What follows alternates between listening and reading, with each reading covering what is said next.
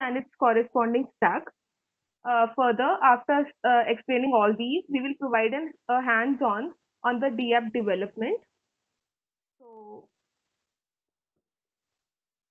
let's move to DApp. Basically, DApp development. Kindly mute. Hello, everyone. Kindly mute yourself, please. So, DApp development is an end-to-end application development process. DApps are a piece of software that communicates with the blockchain and manages the state of all the network actors. So in this diagram, you can see that any user can have a DApp with the front end and the back end. So every user is a peer in the peer-to-peer network, and the peer-to-peer network is a blockchain. So any user having a DApp can communicate with each other using the protocols such as Swarm or Whisper in order to communicate with each other. Next, let's let's see what's the basic difference between a normal app, a centralized app that is that you are using, and a DApp. So as you can see, in a normal app that you generally use on the left side, you can see that the any app can communicate with the with each other using a centralized server. That is, if an app wants to communicate with another app, it needs to communicate, it needs to go through the centralized server. That is, if app 1 wants to communicate with app 2, the messages will go through the ISP, that is the internet service provider, and then will communicate to the centralized server, and then further will go to the message will be forwarded to the next app. So there is a lot of latency as well as various drawbacks while using the centralized server. On the contrary, we have DApp, where there is no centralized server. That is, in order to communicate from one app to another, the apps can directly send the messages or can directly communicate with each other using that can directly send messages to each other. So we can say that DApps are decentralized in nature. They are connected to each other without any having any central server in between. So as we can see that the client side of a DApp can be a web app. We can have a web app for a DApp. We can have a CLI, that is a command line interface for developing a DApp. We can have a desktop app. We can have a mobile application, or also we can have a IoT device. So we can have all these options in order to create a front end for a DApp. Next, also, I would like to mention one thing here. A DApp can also be generated by a non-blockchain backend as well. So it is not compulsory that we need a blockchain for development of DApp, but generally we use blockchain for development of DApp. Next, next, as explained earlier, uh, this is basically the detailed explanation. What's the difference between a centralized web app that we generally use and the D app which we are going to develop in this session. So as explained, the backend and the database in the centralized web server that we are currently using, that we are majorly using in nowadays, basically lies on the server itself. So in order to communicate with each other, the messages need to go through to the server and will be returned back from the server itself. Whereas from the in the blockchain part, in the DApp part, we have front end on the peer itself, and we communicate using the blockchain. We can have smart contract. We can have a smart contract. We can have a blockchain, or we can have a ledger. Next, what are the features of a DApp? So, as we all know that DApps are basically decentralized in nature.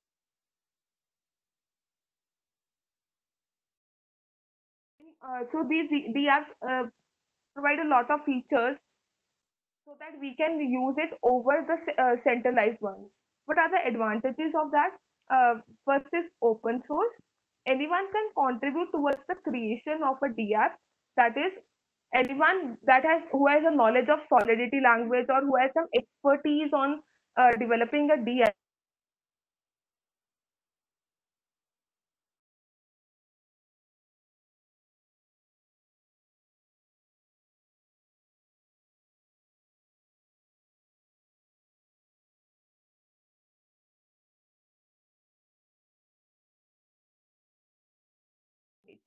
Next,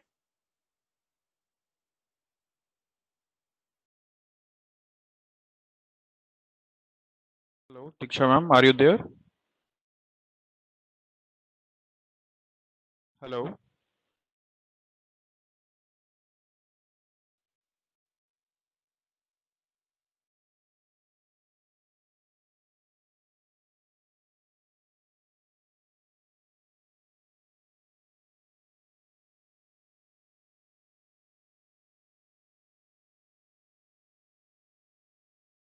Hello, hello, Diksha ma'am.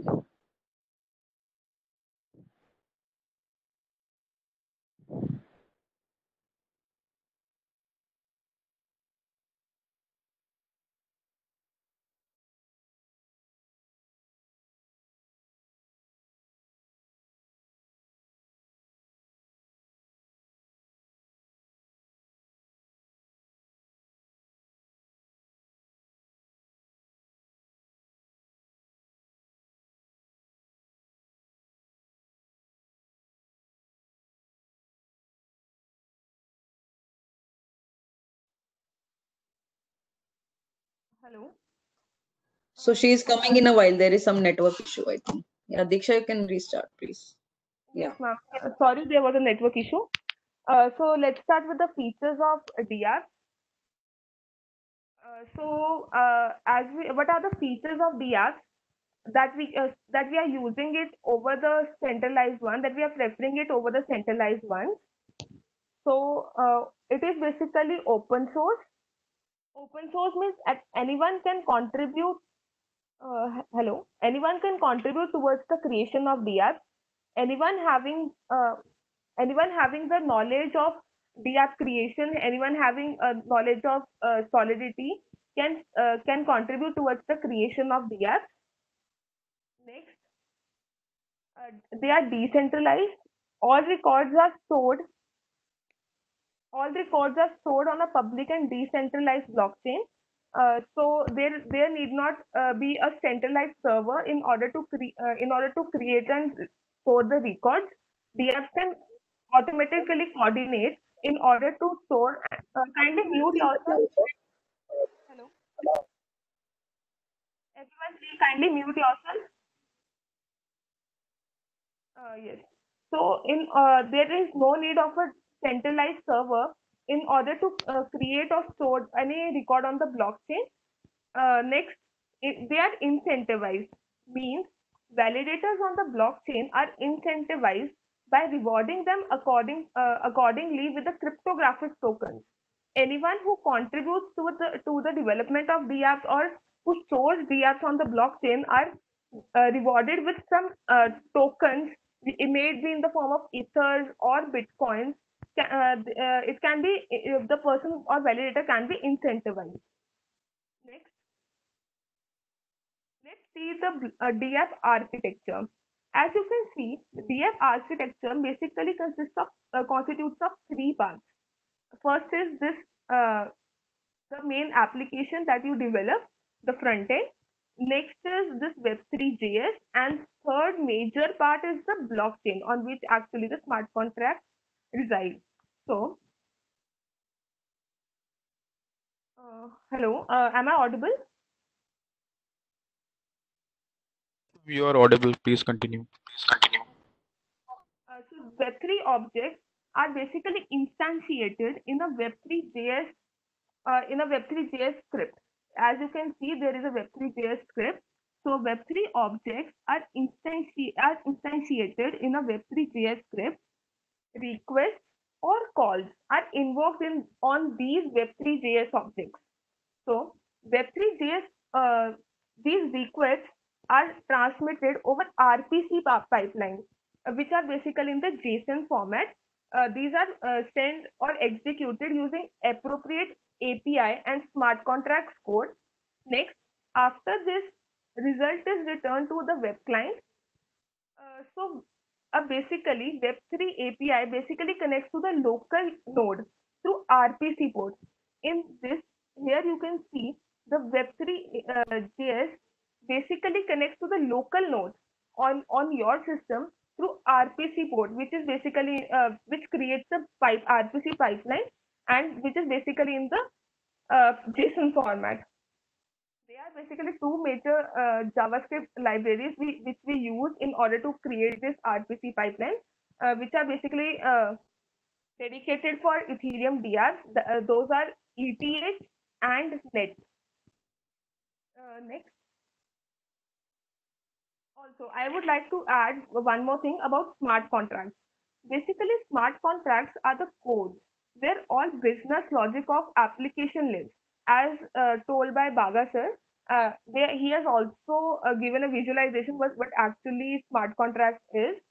Smart contracts are basically his all business logic resided on a smart contract. So, smart contracts are the code where all the business logic of application lives. They are basically in charge of reading and writing data to the blockchain as well as executing the business logic. The function of smart contracts on the blockchain is very similar to a microservice. As we have microservice on the web, uh, similarly we have these smart contracts on the blockchain. Also, you can say that as we have public ledger to represent the database layer of the blockchain, similarly, we can say that smart contracts are where all the business logic resides and that transacts with the data. I hope it's clear.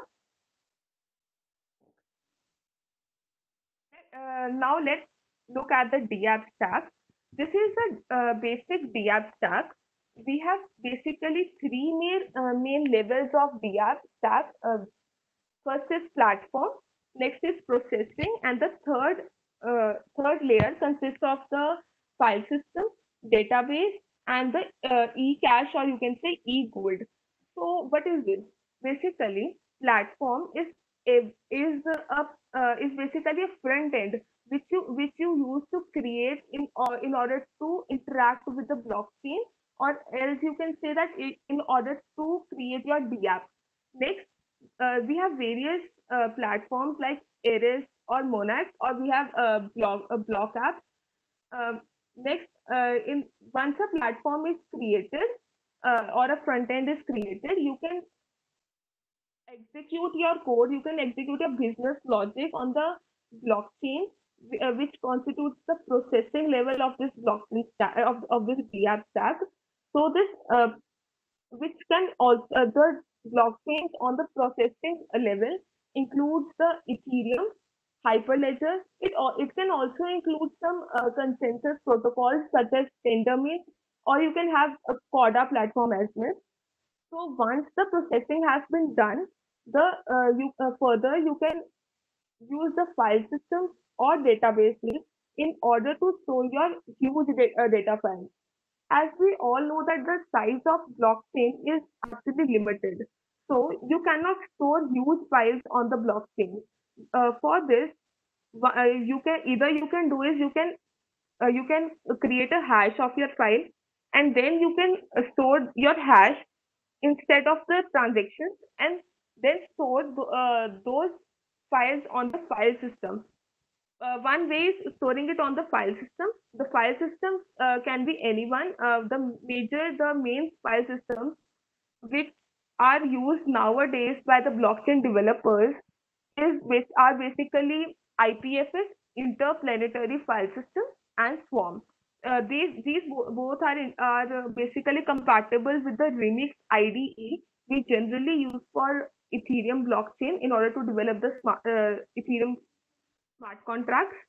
Next, you can also use a database. You can use either a file system or you can also use a database. So what's the benefit of using a database? As we all know that databases are queryable, so we can use if we have a application which wants that we have to do some query in our transactions. Suppose we have a system which wants to query that. Suppose we take a healthcare application. A healthcare application In a healthcare application, we have non-transactional data, that is patient's ID, patient's where the patient has been admitted, patient's diseases, everything. So all this data will be stored on either the file system or the database. Further, the hash of this transaction, hash of this whole data will be stored on the blockchain. So in order to query, suppose I want to query that I want the patient's data of this patient ID. So I can retrieve it from my database, from my blockchain database. We have various databases such as BigchainDB or IPDB, which are majorly used by researchers nowadays in order to store their large data files. Next, we have eGold or eCash, which are used for monetary purposes. All this data is pushed to the smart contract using the oracleized facility that we have in the Ethereum smart contracts uh, smart code, or we can say we have in the Solidity language in order to push the data. Next, yeah, BigchainDB. I have a doubt. I have a query in the chat box. BigchainDB is free or licensed? Basically, BigchainDB is free. If you want to use it for a test net, so you can put your queries, you can create a network, you can create a private network or anything you want to create. You can put your transactions in the form of JSON file, and you can create a metadata as well. There is some specific format in which they want your the data to be given in order to store into the BigchainDB. So they have a test net on which you can put your data for 1 day, and you can put your data for 1 day, and you can also uh, you and after and around 4 a.m. in the morning, every morning the data is vanished out. The data basically cleans out. So you need to if you want to create a permanent blockchain or a permanent BigchainDB software, so you need to create your own dummy blockchain. Next, I hope the doubt is clear. Next, what are the languages to be used for development of DApps? For front end, we will use HTML, CSS, or JavaScript. You can use any language you are comfortable in. Next, for smart contracts, you can have Solidity. Solidity is basically a contract-oriented, high-level language for implementing smart contracts. It was influenced by C++, JavaScript, and Python. It is basically designed to target the EVM, that is Ethereum Virtual Machine. So, in order to develop a DApp, we basically require some dependencies that we need to have in our system in order to develop a DApp. First is Node Package Manager. Uh, we have Node.js in order to control the network. Next is Truffle Framework, Ganache, MetaMask, and you can have any editor you want. You can have any editor, like you can have Sublime, Text, or you can have Notepad++. Next, let's talk about Truffle Framework. So Truffle Framework is basically an IDE that provides from an initial application template to a local blockchain for testing your developed DApp. So in order to once you create your DApp, you can basically test it on your local blockchain using this Truffle suite. This Truffle suite comes along with Ganesha. Ganesha basically allows you to create a private Ethereum blockchain to run tests, execute commands, and inspect the state of the blockchain. So as my co-presenter will explain you, Ganesh will basically gives us 10 external accounts with address of our on our local Ethereum blockchain with 100 fake ethers. Next, MetaMask. MetaMask, as already explained by various experts, MetaMask is basically it acts as a bridge between the blockchain server and web. It is like a digital wallet that provides to connect to the underlying blockchain node and manages the accounts, the gas points, and transactions and balances. This all which I have told you will all be explained in detail, and each step-by-step process will be explained by my co-presenter Shubham. So Shubham, can you please continue with the same? Yes, ma'am. Sure. Thank you. Good afternoon, everyone. Hopefully, you guys have already downloaded all the prerequisites that were being mentioned in the last session. Please just mention on the chat done or you need the time for the same.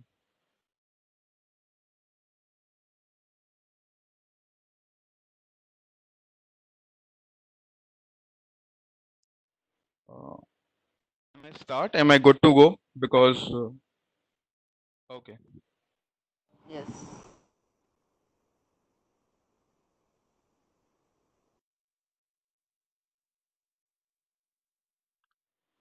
Basically, what we were talking about, as you have already seen on the map's screen, that we will be talking about the DApps, and I will be trying to give you a bit hands-on on the DApp, tell all details or the mergers that ma'am has already shared with you, that how the things are happening. By now, we already have many sessions, so we already know that what the blockchain is, how the blockchain is working, means what the block is, how the blockchain is formed, how many types of blockchains are existing, and the various questions I think already have been answered. Now, in order to use the blockchain's power or something, the most important or the majorly things that is playing the role in the industry is the DApps. DApps stands for the distributed apps, means just like we were having the server systems, right? In server systems, what we were having is we were having the websites. In websites, we used to send a query to the server using the browser or Android application or IoT devices or anything, right?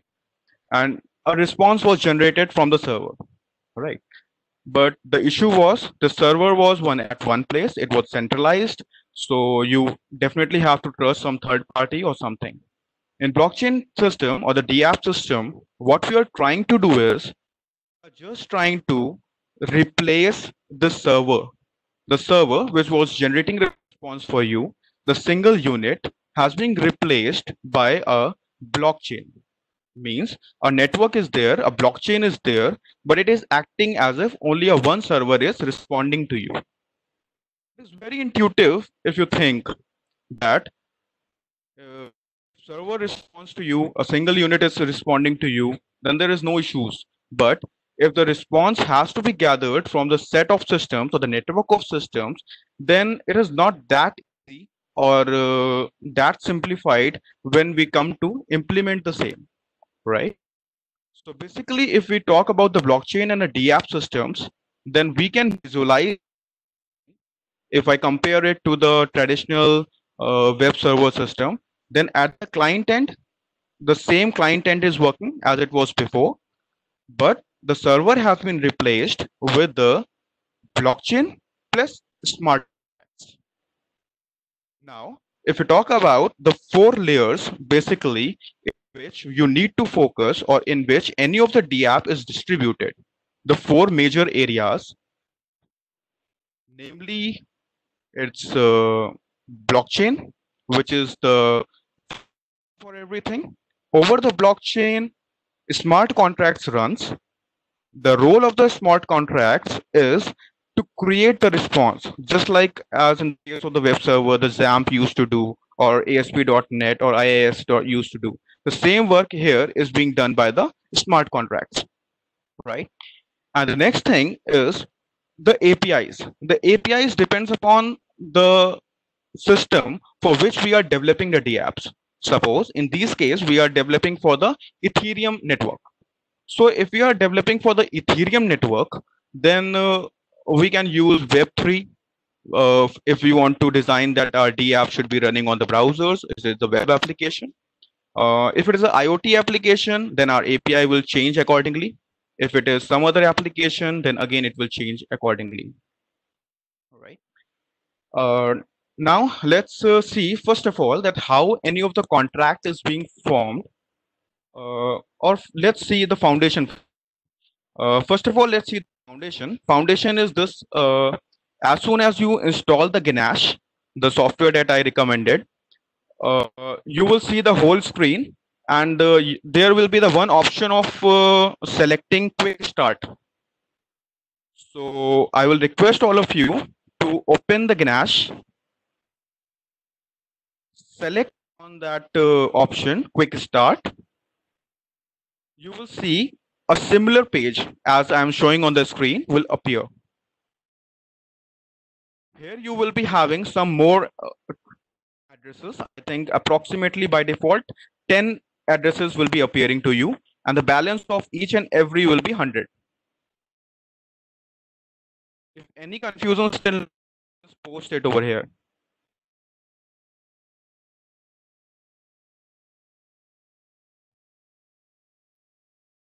We are focusing on the base, the base of the thing, that is a Ganache.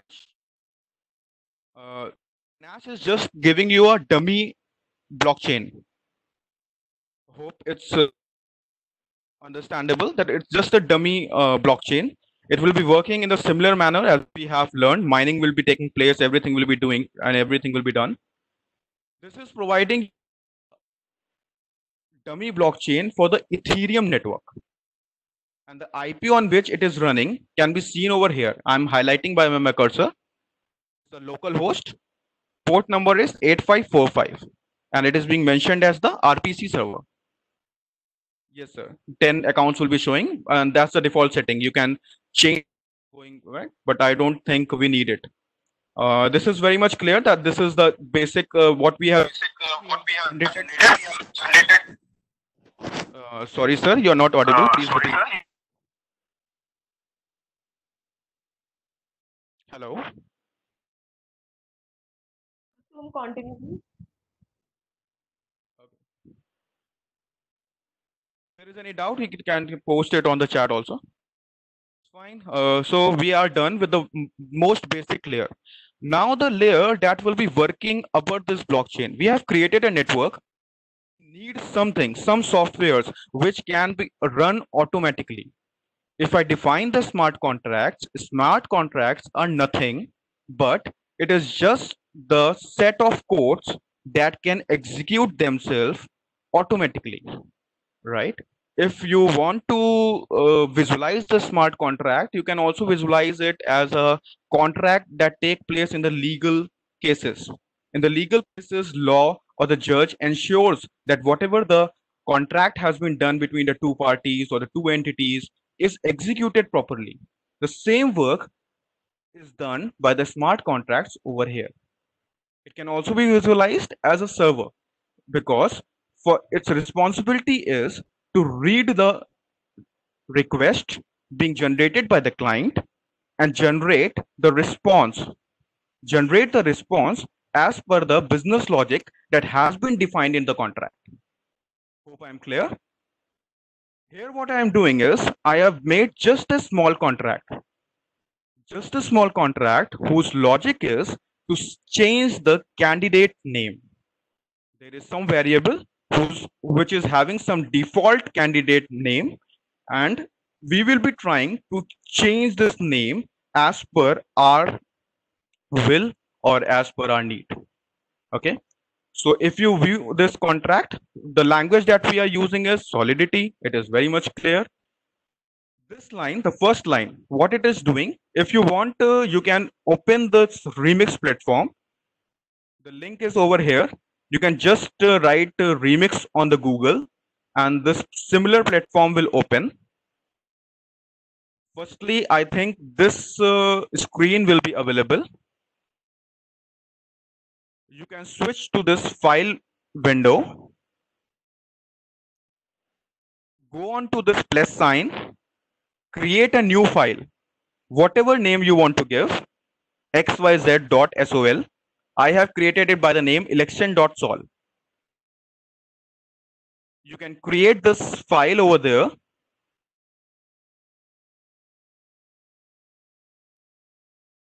This is, we are creating the smart contract using the Solidity language. Obviously, as many languages are having, as we are having the many versions of JDK, as we are having many versions of SDK, similarly, Solidity is also having the many versions. Updates is taking place many days. The first line is just defining that which version we want to use for the compilation of our program. The next line is the contract where we are making the the constructor for this class. This name should be same as the name you gave to it.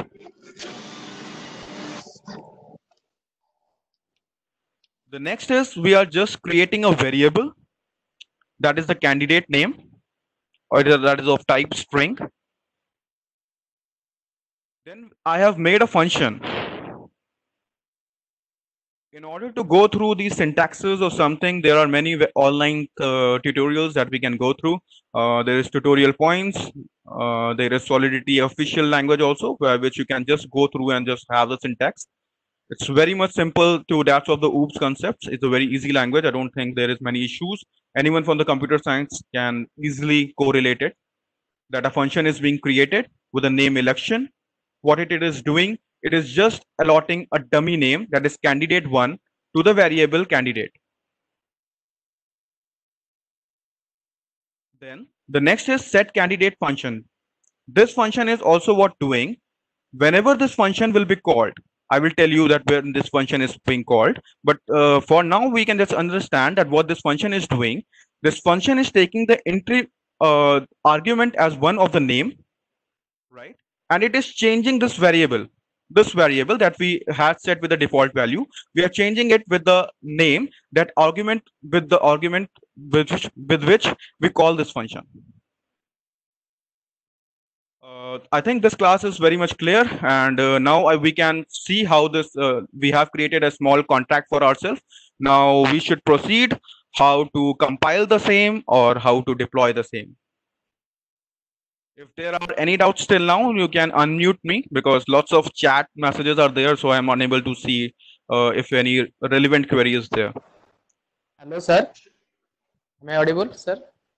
Yeah, sure. I just clarify my doubts. First step is first download that. Firstly, you have to download the 2-3 things that I said. Hello. You're no more audible, sir. Yes, sir. That done. That part. Okay. Okay. Hello? Where is the The confusion, second part sir? is confusion is, sir, actually how to provide that Solidity part, that language, that code, contract code, into directly placed into that website, that URL. You are doing something on that will display in the URL part. You can just type. You want to know where I'm typing this contract, right? You just run Yes. this remix, right? Remix form as soon as you search, right? You will get a remix ID over here, right? This is the same link that we are using. Yes, sir.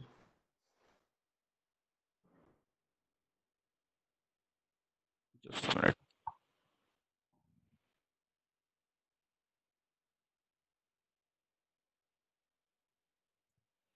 This is the ID.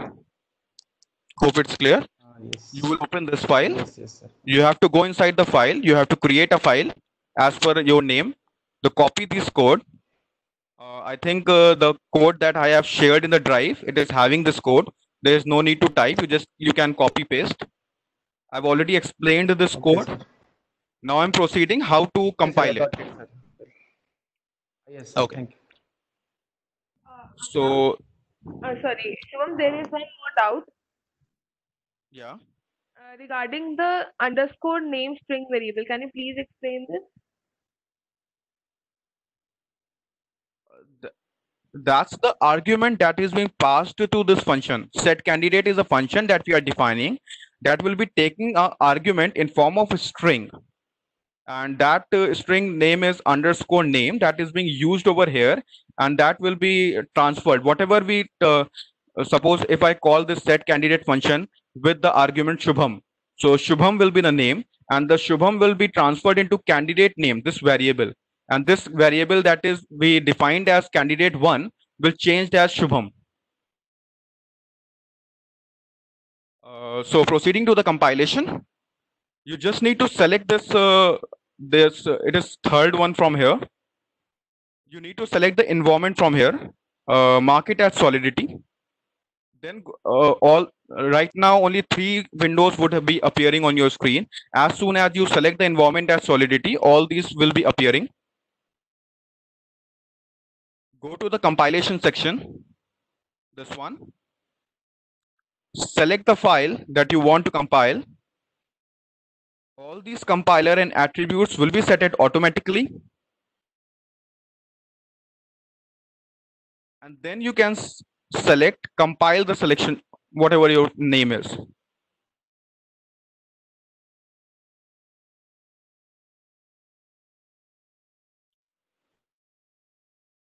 Hopefully it will be compiled successfully. There are the few warnings because of some depreciated classes or something that we used just for the ease. But warnings doesn't matter. Hopefully error is not there. As soon as we do it, now we can proceed. As we have already compiled our code, right? We can proceed to the deployment section.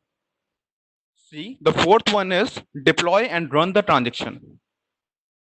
We have to go to this.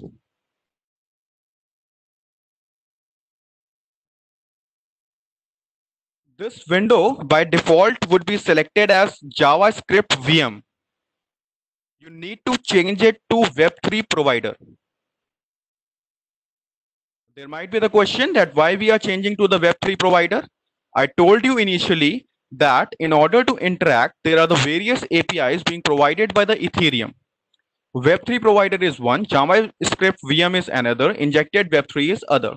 We are using the Web3 provider because we will try to query or our client application will be running basically on the Chrome, that is a browser.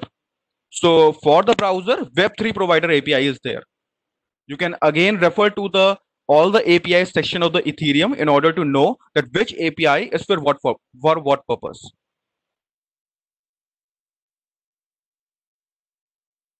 Shubham, just a minute. When we are selecting the Web3 browser, we are getting the external node request, some warning kind of thing. Yes, sir. I'm coming to it. You just need to accept it out. Okay. No issues. Hopefully your Ganache is running. Yes, yes. Yeah. It will be just accept it. No issues. Okay. So Web3 browser is being selected. As soon as you select it, you can just check it. When you will click on this account section, you will see the same users with the same ethers that were appearing on the Ganache. You can verify it by this. See, I am having the 2 users. One is having the 99.95 ether and another is having the 100 ether. The same is visible from here also. This is the gas limit. That is the amount of the maximum rewards that can be given to someone. I don't think we need to just do anything right now with this. It is the advanced kind of a thing, and we are moving very basic. Shubham, I'm getting a error while selecting the this Web3. I have done okay, but again I'm getting a message that just a minute. I'm getting a message not possible to connect to Web3 provider. Make sure the provider is running and a connection is open. Okay. The issue is, sir, because MetaMask is not installed in your case. MetaMask is there. Yeah, I have already mentioned in the prerequisite that you need to okay, and you might need to configure. That is also one might issue will be there. What you need to do is here, as soon as you go to this MetaMask, right, you click over these all the possible networks Right. to the custom RPC. Okay. Network name, whatever you want to give, Okay. and you copy the new RPC URL from this RPC server. Whatever the Ganache server, it might be running on 7545 or 8545. Whatever is your URL, Fine. Okay. Okay. whatever is the URL, just copy it over here.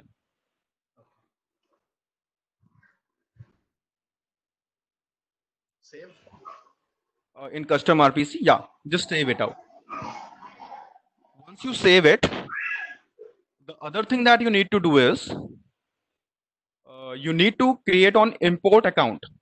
Initially, import account might not be appearing. You can just click on the create account. As soon as you click on the create account, there will be the option of import account also. See, import option is here. What you can do is copy any of these private keys, any of the user's private key. Okay. Suppose I copy this one.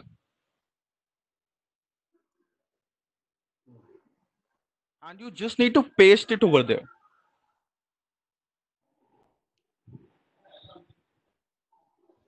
Here, import, Okay. and paste the private key and import the account.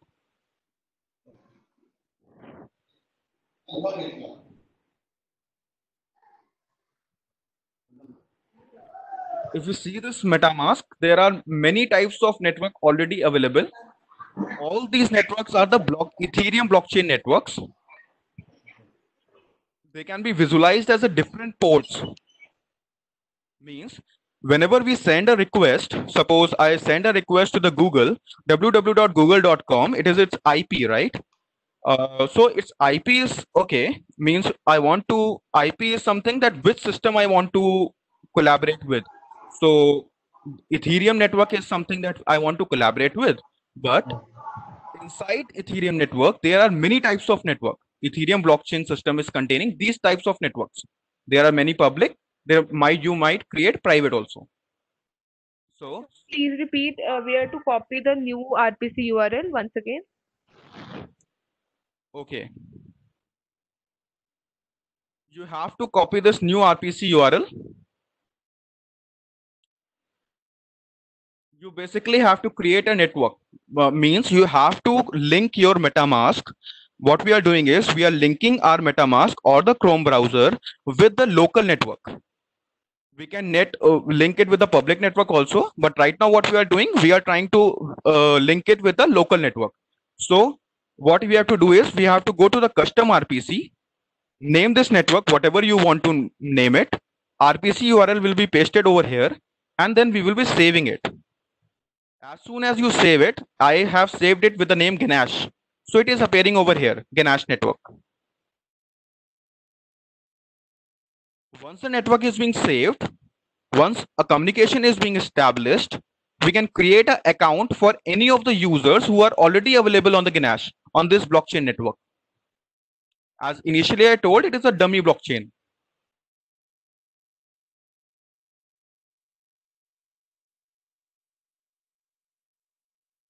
Hopefully this connection of MetaMask has been done.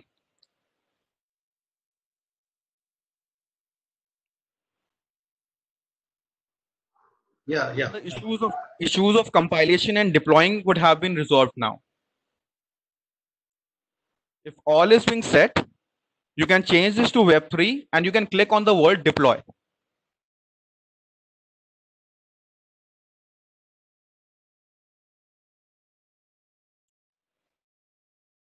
I have seen deployed over here. It will appear like this. 2 buttons, candidate name, set candidate. This is something text box like where we can give input. And this is the candidate name. So if I check the candidate name right now,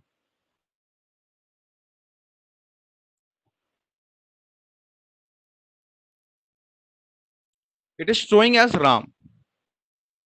Suppose I want to change it. What I will be doing it, I will be writing Shubham over here. We are just trying to visualize that the smart contract that which we have created, how it is running on the debugger. Right now, we have not created any DApp, any application we have not created. We are just testing the business logic of our smart contract, that the business logic of our smart contract is working fine or not. We have written Shubham over here. Now I will click on this button. As soon as I click on this button, which function will be fired? This function will be fired. What it will be doing, it will be changing this variable's name to the Shubham, as Shubham is the input that I'm giving. It is being done. Now when I click this function, candidate name, then which function will be fired? This function will be fired. What is the role of this function? The role of this function is to display whatever is being saved in the candidate name. Right now, earlier it was Ram, but now Shubham has been saved. So as soon as I click this button, this will change to Shubham. Let's see. Yeah, it's working fine. Absolutely fine. But right now, all the things are just happening on the debugging level. We have checked that we have a smart contract. We know it's working fine. Now let's see how to link it to the blockchain, right? We must link it to the blockchain so that any of the web application, any of the user can interact to this via this smart contract, and they can make the changes to the database that is actually your blockchain. So for this, I will leave all the things over here and try to create a front end. In order to save the time, I've already forwarded you the files. This is the simple front end that I have created. We all know that HTML, we can interact with any of the web server or something. Here we will be interacting with, here we will be interacting with our blockchain.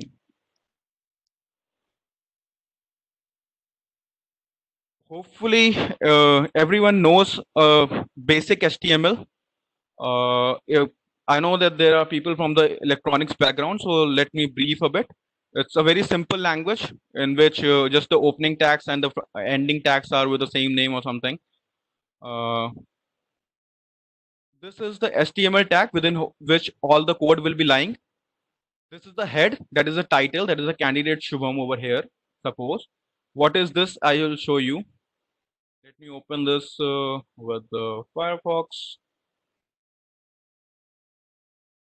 Okay, I'm having here. You can see the tab name where my cursor is right now. Just a minute. This tab name is becoming candidate Shubham. If I change this code, if I write it as a candidate or I just name it as Shubh, there only Shubh will be appearing. This is a simple thing. It has nothing to do with the blockchain or something.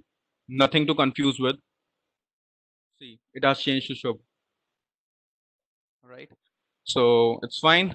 I don't think there is anything to explain. Even if I eliminate this tag, nothing will happen. Everything will be running fine. Only that will be removed. This is the body. In body, what I have done. In body, there is one header, which is where candidate name is being hard coded. You can see this is the candidates that has been hard coded. The effect of this line is that a text box is being created. This one, a text display. We have nothing hard coded over here. We have just given the ID over here. We have given the ID over here so that we can change the text that needs to be typed over here, over here dynamically. Sorry, but I cannot. I will not be able to see the chats and the doubts. I can take the doubts later on. H1. Okay, the form is being filled. The form is having the two fields. One is the text box, and other is the submit button. All right. Hopefully, the front end code is totally clear to you. Nothing is there. It is just the HTML that is creating this page. nothing else. Now let's see, using this page, how I can interact with my smart contract, the smart contract that which we created right now. For that, we need to include two scripts. These are the two scripts which are needed.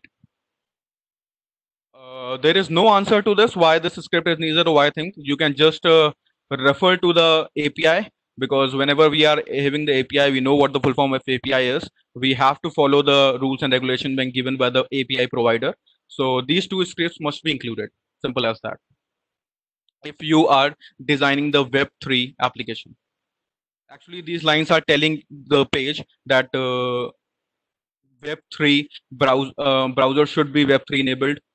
Means either this browser should be the Mist browser, or if it is not a Mist browser, it is a Chrome browser or Mozilla, then MetaMask must be there so that it is capable of dealing with the Web3 APIs.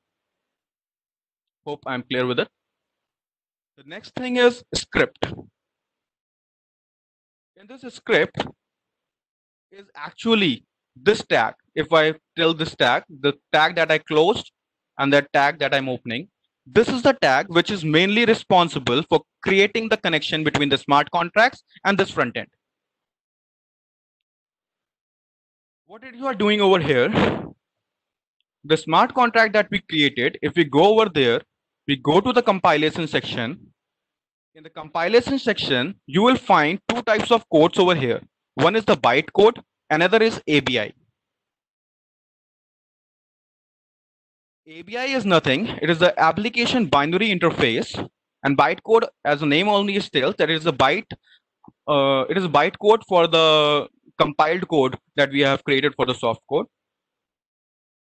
When we are dealing with the Web3 API, we have to copy this ABI code, which will be in the JSON format. Bytecode is needed. Suppose we are doing the Ethernet wallet or something, then the bytecode would be needed over there. But right now our application is being limited to ABI. So let's copy this ABI. You just need to copy this ABI. Everyone needs to do it. My pre-written code will not be working if you don't do this. You will have to copy this ABI file. You have to copy this ABI file and just change whatever is being written in this JSON. You just need to change it. You can just delete it and paste the code that was given to you. That is given by your Remix ID.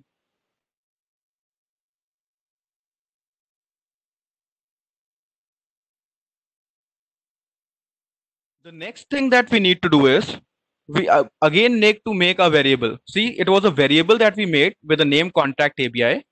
Here we save the JSON file that we copied from the smart contract. Here what we are doing is another variable we are creating, that is a contact address, right? And contact address, from where we can copy, it will be given in the form of string. You can copy it from, you need to go to deploy section.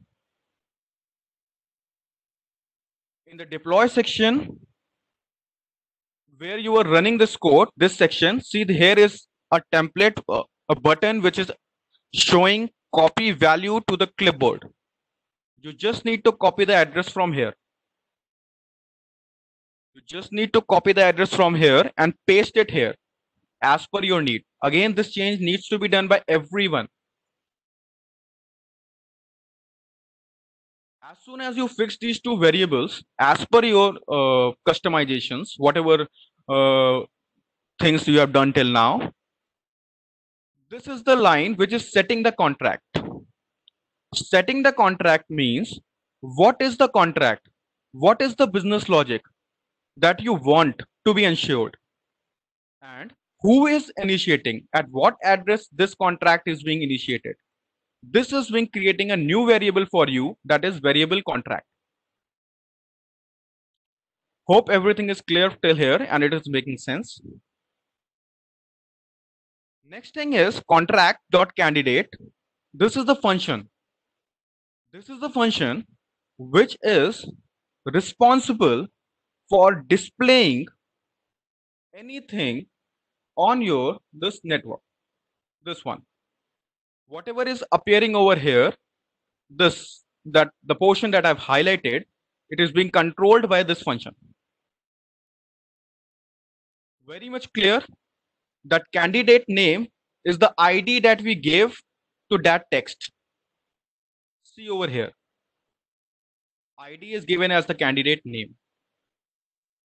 The same thing we are doing over here, and we are changing its value as per the variable that is being stored from here. Next, this is the function which tells what to do when you press the submit button. This submit button, that is add candidate. By default, if we make any of the button as a submit, any of the people who are having the bit knowledge of the web development must be knowing that submit button by its own refreshes the whole page.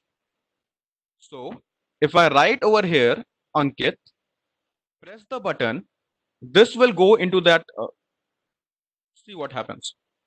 Name has been changed as Ankit. Now in the smart contract where candidate was being saved, now Ankit is being saved.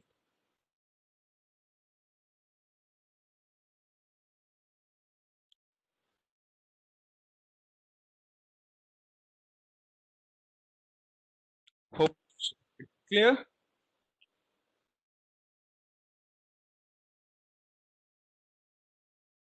If any doubts till here.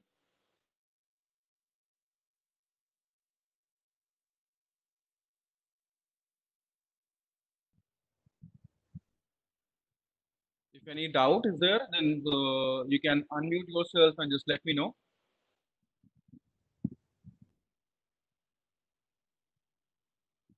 So I'm just doing a quick recap till now. Firstly, we created a Ganesh. We created a dummy blockchain over here.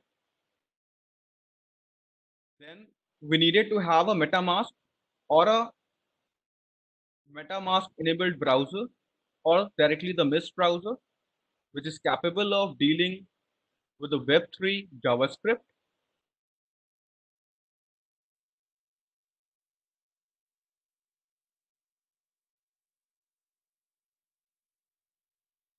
Once this is being done, we write our smart contract, compiled it, deployed it,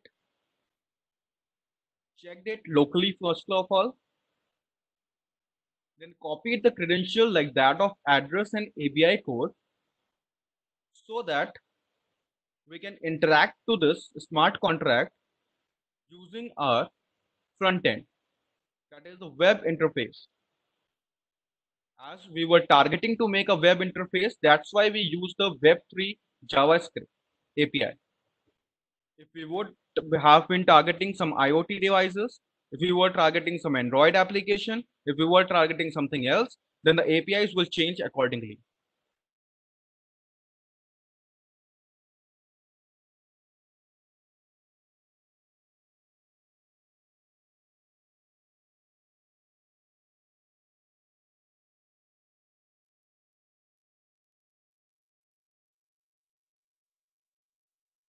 I think connecting with MetaMask, change the address, I think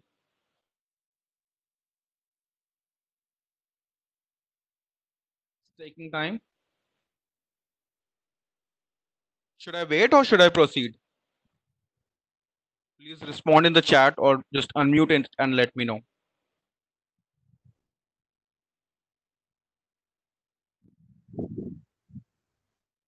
Yes, Shubham, you can proceed, please. Sure, sir. Sorry, ma'am. So this was the very basic thing. I think we worked on the 4 layer. The blockchain layer is being done. The smart contract layer is being done. The front end is being done. And the front end can be opened in the browser. So MetaMask is also being configured. These are the 4 sections which needs to be kept in mind whenever you are making any of the DApp. Now, let's move towards a bit complicated one. Not very much, but yeah, a bit higher level. Here, what we are doing is I have made a contract again in order to transfer the money or receive the money from someone.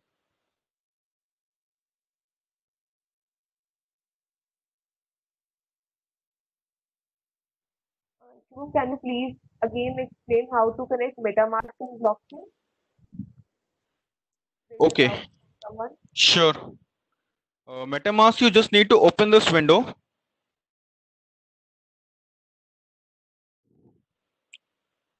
You need to make sure that the network to which your MetaMask is being connected is the local network.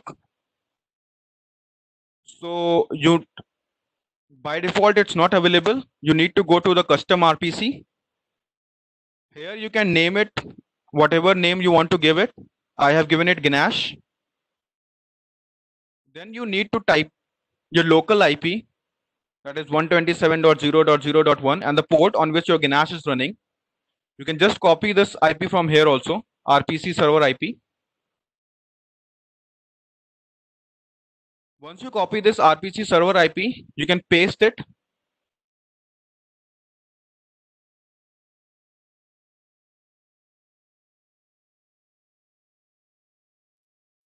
You can paste it over there and just save that network. Once you save that network, suppose you saved it by name XYZ or Ganesh, whatever, then you can select this network.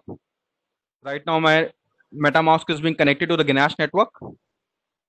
Now, what I need to do, I need to import account. I need to import account of the node that is already running on this network. How I can do that?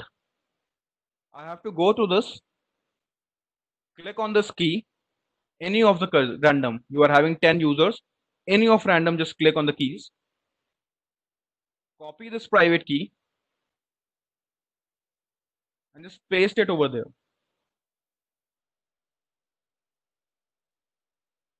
You need to import it, sorry. Import it. If you're doing first time, this import account option will not be available. You can import by clicking on this photo. Once you click this photo, something like this will be available. You have to import the account. If you are running first time, then import account will not be available over here. You have to click on the create account. As soon as you run on the create account, there will be the option of import like this. Here, obviously, you are having the private key, so you have to select the private key. Paste the private key over here and click on the import. This will, that's it. That's only needs to be done to connect your Ganesh and the MetaMask.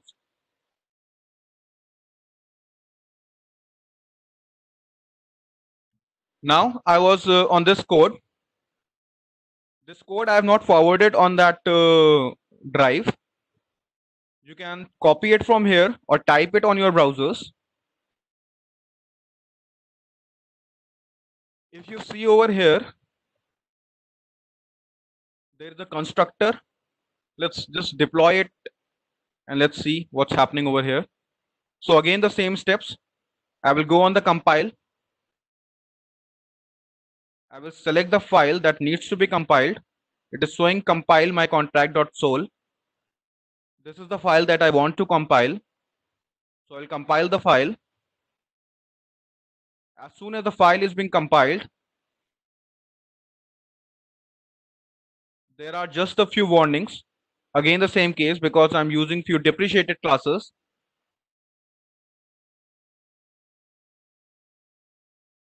Then we need to go to the deploy and run transactions. As soon as we reach this section of deploy and run,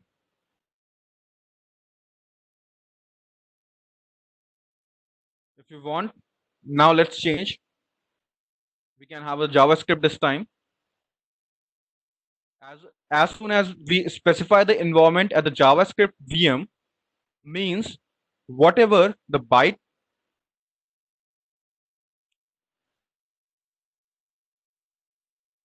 Now let's deploy it.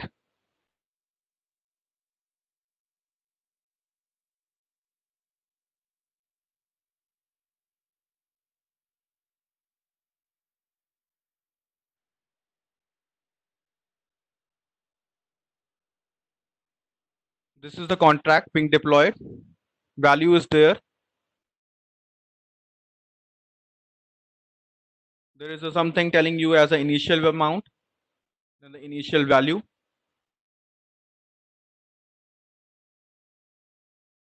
Say initial amount is 100.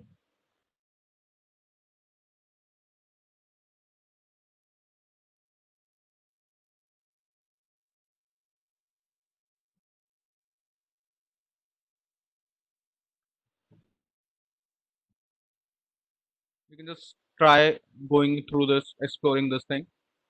The one thing that I would like to mention over here is that the contract that I've created this, my contract, which is to transfer the money or something, the initial value is being 1000. The amount that you want to transfer or something, you can mention it and you can transact it and you can do everything. I just copied this code from the tutorial points. But the issues, I took this code just to bring something in your knowledge that whenever we are designing the smart contracts, whenever we are designing these things, then we need to make sure each and every small things in the mind. Like there is no such check being maintained over here that if my value is getting in negative, suppose I'm having 1000 rupees, this functions allow me to even send 2000 rupees. I'm having 1000 rupees, still it is allowing me to send 2000 rupees. Reason being, there is no check being applied to check the available balance before doing any subtraction or addition. So whenever you're writing the smart contract codes, all these things needs to be taken care, all the critical conditions, all the environmental conditions. Whatever we did right now, whatever linking that we were doing right now, we did it manually. There is a framework known as Truffle.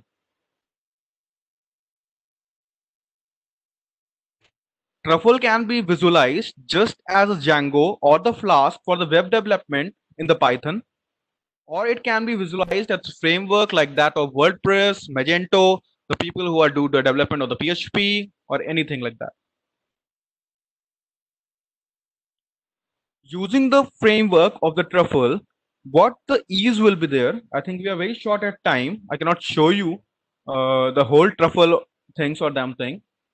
So the only thing is everything is simple, everything is similar. The changes that we made at the front end, this one will be done automatically for you if you do that via Truffle. So it will allow you to make more complex applications, and that is what the basically the roles of any of the framework is. Obviously, Bootstrap and many other Ajax and many other things are already enabled in that framework. So your view will not be looking as simple as this. You can create CSS, you can use animations, you can use these things just by the using the libraries. You don't need to have many extra efforts. That is what the advantage Truffle is having with you. So the way we can create the DApps, I think I can classify into the three ways. Firstly, the way we did, I think it's best for the beginners so that we can visualize that what actually is happening. What is the role that a smart contract is playing? What is the role that a MetaMask is playing? What is the role that the Web3 or any other API is doing? The other is for the professionals, obviously the industrial users that do with the Truffle or something else. The people who want to focus on the actual how, or they want to provide some improvement for the blockchain itself. They don't want to use the blockchain as a use case or something. They want to contribute to the blockchain itself. Then there are many libraries like that of get. Many get commands are there. You actually needs to understand the actual mechanism of all the RPCs in any of the blockchain server. See, Ethereum is one blockchain system. Ethereum is one blockchain system and it is having many networks inside it. One network is this private network that we have created right now, which is running on the Ganache. And there are many public networks too. The real network as well as the test networks. You can see over here. See, main Ethereum network. In order to do any of the transactions over here, obviously you have to spend the money. Then there is a Rosten test network. This is for the development. It can be used by the developers. You can transfer the money to yourself. You don't need to make any actual finance transactions. You can just go over there and make the request over it and do the things as per your need. So it's for learning purpose, it's for development purpose. Similarly, Coven test networks are there. Rinky, Guerrilla test network. I haven't used these three networks, so can't tell much about it. So if I correlate these networks with the existing management of the public IP or the private IP, then it is similar that these networks are available publicly on the Ethereum system. So whatever IP or RPC server IP or port these networks are using, we cannot create any other public with the same IP or something. Otherwise, IP conflict will be there. And same rule applies to the private too. Suppose I want to make two Ethereum network within my Ether system, then obviously I will have to change my IP or the port. Suppose one network is running on something and the other would be running on some other.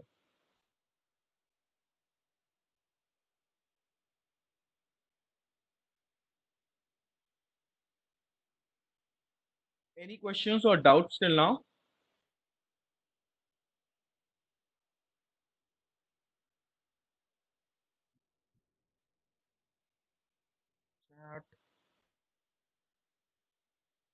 Sir, after triple network, I won't see the output, sir. Can you show me output, sir? Sorry, sir, of which? After triple network, I won't see the output, sir. Truffle I haven't used till now. Truffle I was just briefing about that what actually the Truffle is. Truffle is actually the framework. See, if I want to develop a PHP website, right?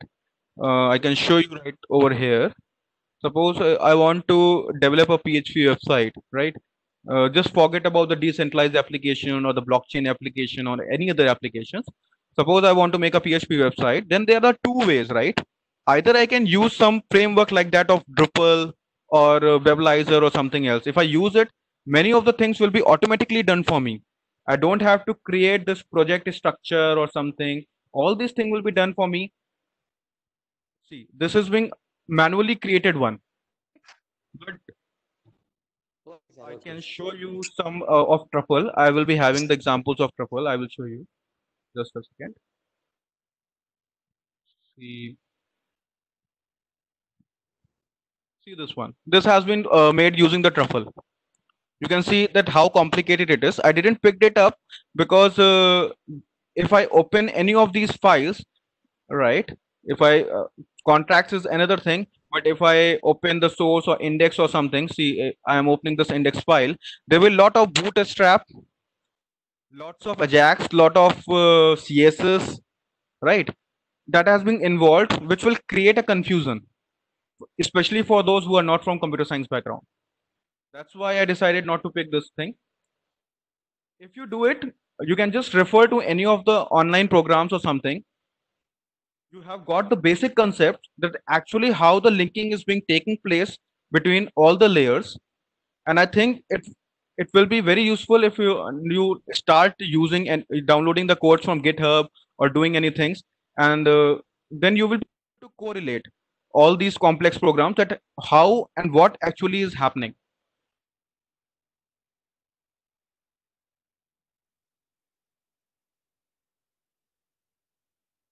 Shubham? Any other questions? Yeah. Hello. Yeah, the work we did with the election type of thing, the contract name, the candidate name. So, what was the Sorry, purpose sir, of? your voice is a bit slow. Can you please? Okay, hello. Yeah. Is it okay? Yeah. Yeah, the whole process that we did with the election one. So we have compiled the contract, we have deployed the contract, and we have copy Yes. pasted the some things into the code in the blockchain code. Yes. So in all that process, what was the purpose of Ganache comes into play? Ganache was providing you a dummy blockchain. Okay. You can increase or decrease the number of users, number of nodes that you want in the blockchain. Okay. If you imagine just a normal web client server or website server, let's take an example of Google or anything. What happens is you open your browser, right, sir? You type the URL. As soon as you type the URL and hit the enter, what you're doing? You're requesting something to the server. Server receives this request and creates a response accordingly, right? This is a centralized system. But when we talk about the blockchain, everything remains same. When we are making the dApps on the blockchain, everything is remain the same. The only thing is we removed that central server. We replaced it with a network of systems. It appears as if a central system is interacting with you, but actually a network of systems are interacting with you.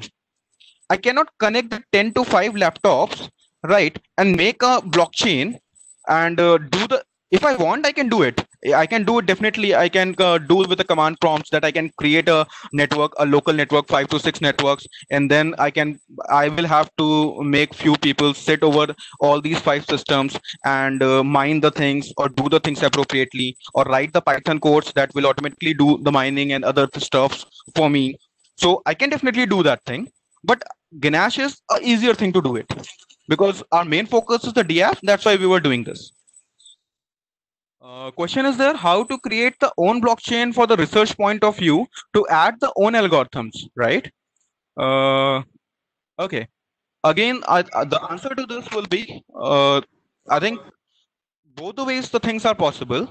Either if you are having so much hardware and things having to things and you really want to view it, then definitely you can create the networks manually. The private networks can be If that created much and the things. hardwares are not, if that much hardwares are not available, then in that case means if I have to hashing algorithm or any algorithm, so how I can?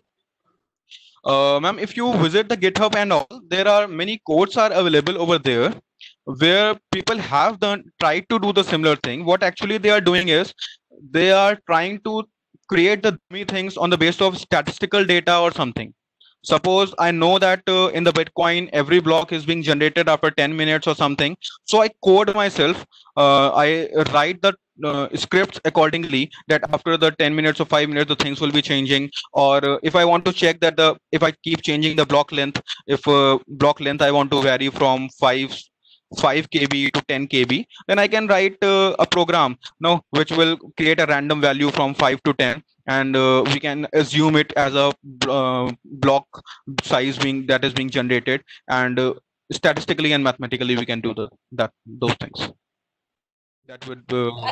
If I want to just change the hashing algorithm, so what is the procedure for them?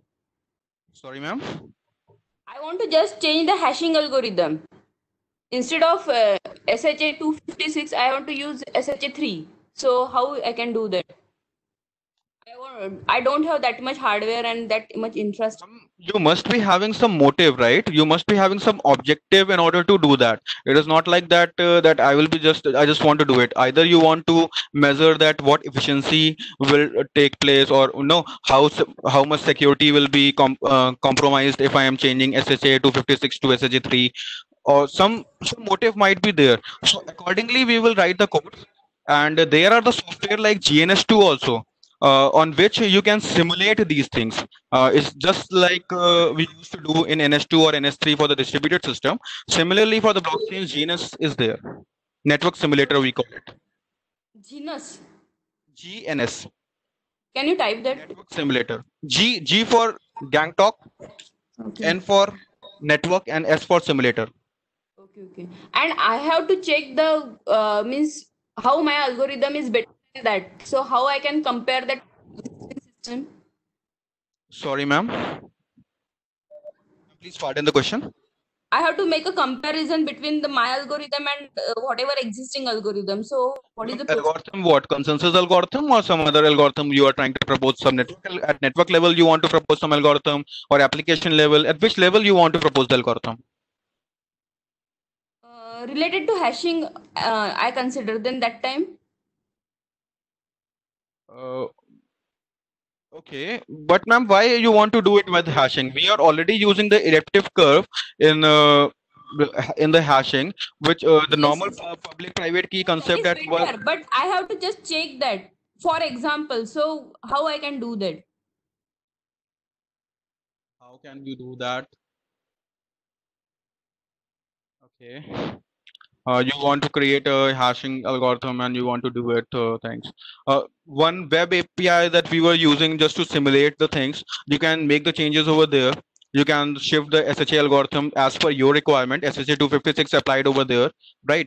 And then you can track the time of mining or something that is being taking place in your case, and obviously in 256, and then you can measure a difference, kind of difference from both the things. That suppose in the friends. Hello.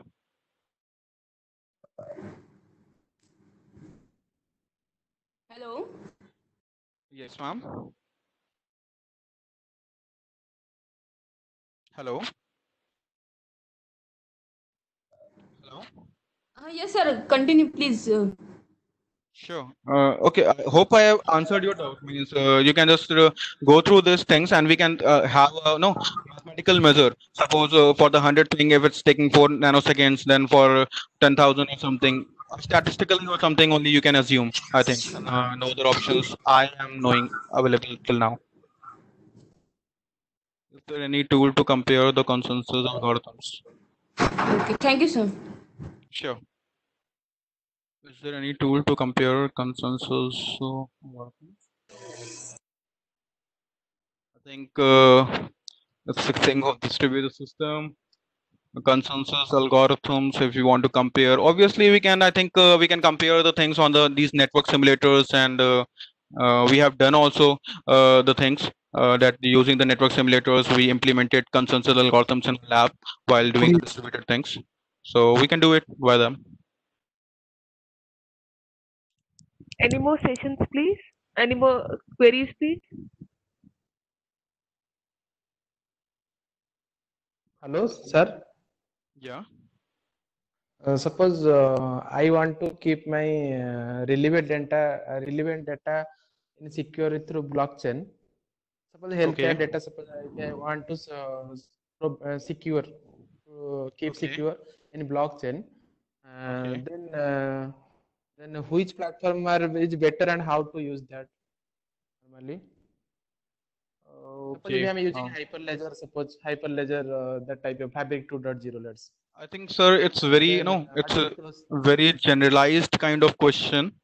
Sorry to interrupt in between, but I think it's very generalized kind of a question that you're asking, that healthcare, because health, actually it is not the healthcare, I think, that will decide that which will be the appropriate or not.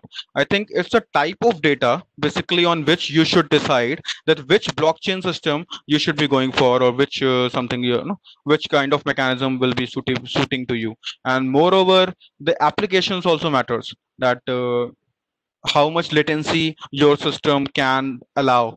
If your healthcare system is something which needs to be done in the real time or something, and you cannot afford the latency, then obviously you cannot go with any of the blockchain systems which are supporting proof of work or proof of stake. Then definitely you have to go for some DBFT or something like those kind of implementations, right? So I think many factors are there. Which type of data it is, image data is there, video data is what you want to store, and even in the storage there are the many types of storage being possible.